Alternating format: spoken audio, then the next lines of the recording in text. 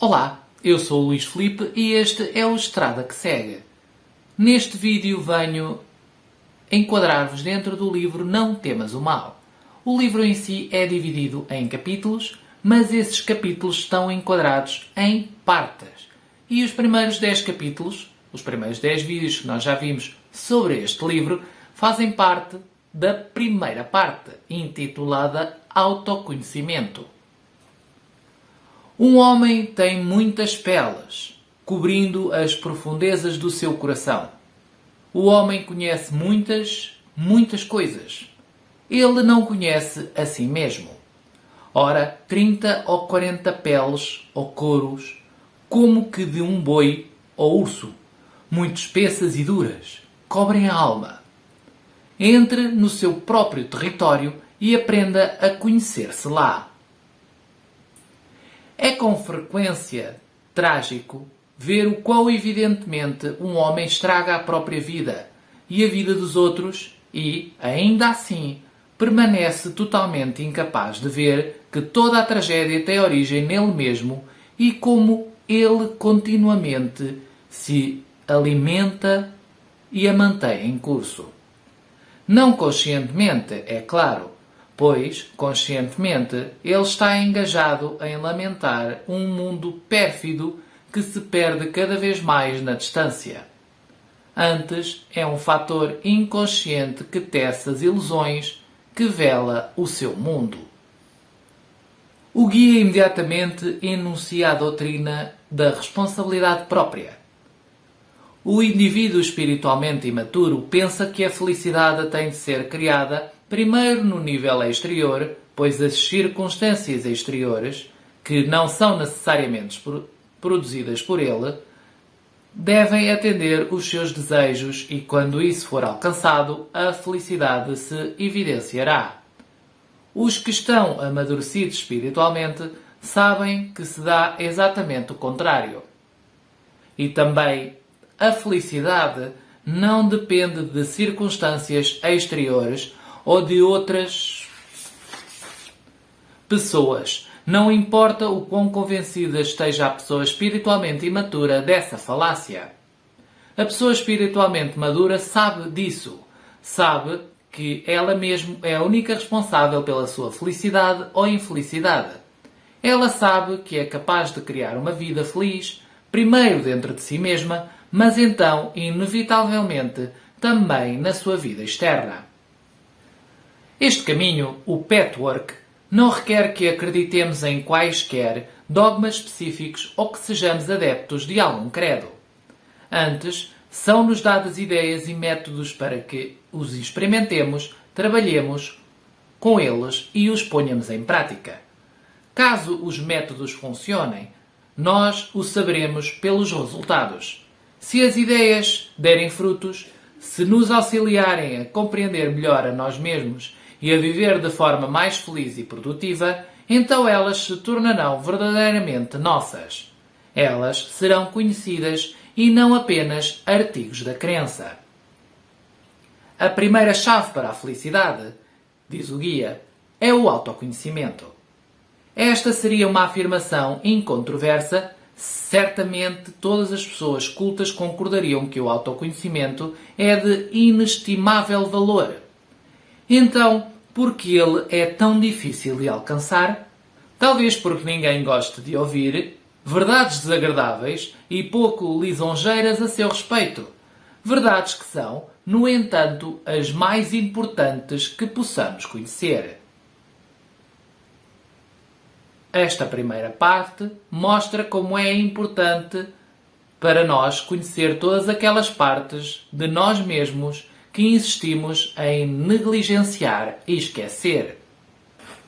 Ao longo destes 10 primeiros capítulos do livro que eu vos li e trouxe as minhas análises, estavam enquadradas dentro do autoconhecimento. O próximo capítulo, que será o capítulo 11, está integrado na parte 2, apelo à negatividade.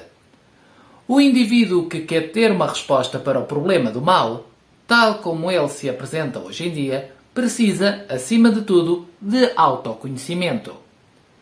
Quer dizer, do conhecimento mais absoluto possível da sua totalidade. Ele deve conhecer profundamente quanto bem ele pode fazer e que crimes é capaz. E deve ficar alerta para não considerar uma coisa como real e a outra como ilusão. Ambas são elementos dentro da sua natureza e ambas devem vir à luz nele, caso queira, como deveria, viver sem se enganar ou se iludir. Não há dúvida que essa ideia de mentalidade sadia é inadequada como doutrina filosófica, porque os factos maléficos que ela categoricamente se recusa a explicar são uma porção genuína da realidade, e eles podem ser, no fim das contas, a melhor chave para a compreensão do significado da vida e, possivelmente, os únicos que podem abrir os nossos olhos para os níveis mais profundos da verdade. A parte 1 deste livro preparou o campo, ensinando-nos como observar a nós mesmos mais cuidadosamente, a reconhecer a criança irracional e infeliz que vive dentro de cada um de nós e a perceber as máscaras, enganos e falsas soluções que adotamos em nossas tentativas de ficar numa posição de vantagem sobre a vida. A parte 2 concentra-se mais de perto no nosso mal pessoal enquanto fonte de toda a nossa infelicidade. Não é fácil encarar o nosso próprio mal. Fazê-lo requer grande coragem e também grande compaixão em relação a nós mesmos. Você pode ser tentado, em algum ponto no decorrer deste livro, a abandonar a sua leitura e não voltar mais a ele. Quanto a mim, precisei de muito tempo para realmente ingressar neste patchwork.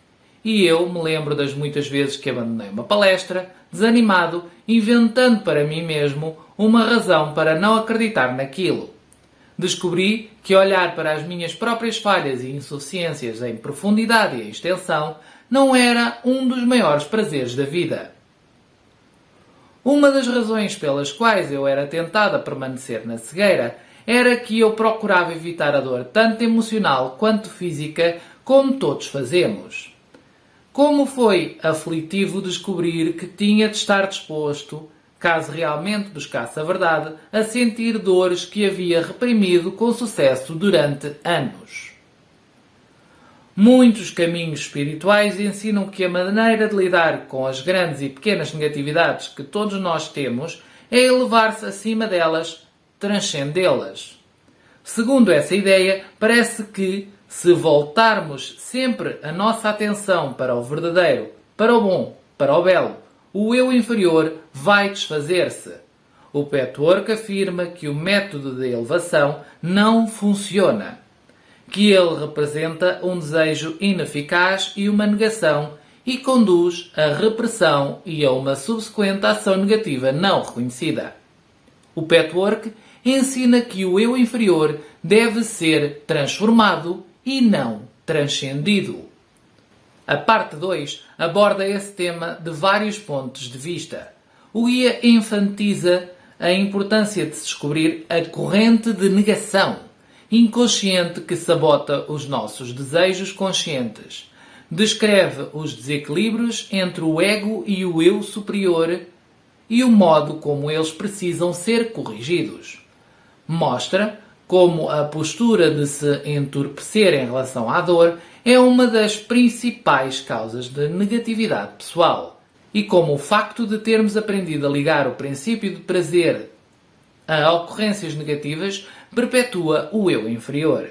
Nenhuma dessas palestras, tomada isoladamente, descreve de modo adequado o funcionamento do eu inferior. Mas todas elas em conjunto devem proporcionar a você uma profunda compreensão da natureza do eu inferior como um incentivo a transformá-lo. Pois bem, a partir da próxima semana, a partir do capítulo 11, podem contar com o início desta parte 2, apego à negatividade.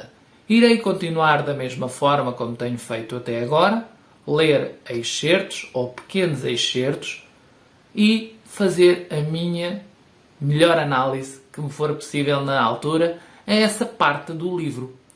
Espero que tenham gostado deste rápido e pequeno vídeo deste vídeo para vos enquadrar dentro do livro Não Temas o Mal e espero que deixem o vosso like, deixem o vosso comentário, posso conversar com vocês nos comentários, subscrevam o canal se ainda não o fizeram e ativem o sininho que é super importante e fiquem bem. E tu sabes, tu podes ser o teu próprio guia.